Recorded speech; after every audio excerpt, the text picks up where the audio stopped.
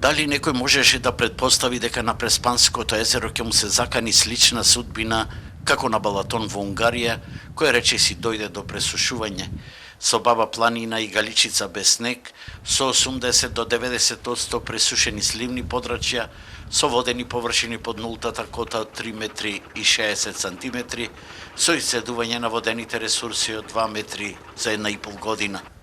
Денеска објективот на нашата камера каја самати долови една апокалиптична слика која споделивне со тамошните рибари.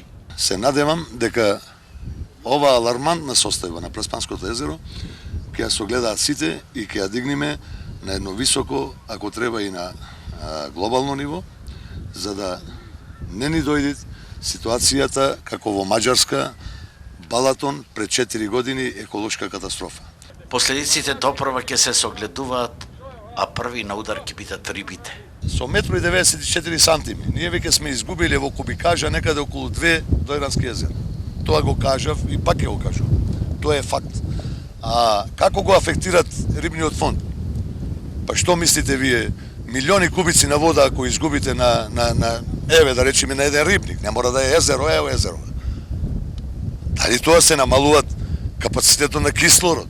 Дали тоа таа риба не се понашат поинаку од понашањето кое е било пред 30-40 години кога Преспанско езеро било чисто. Преспанските рибари велат дека оваа состојба е опасна дури за риболов. Фаќаме во езеро некаде 30 години, ама сега колку иди потешко. После намале водата, чим се намале водата имат многу струење на езерото.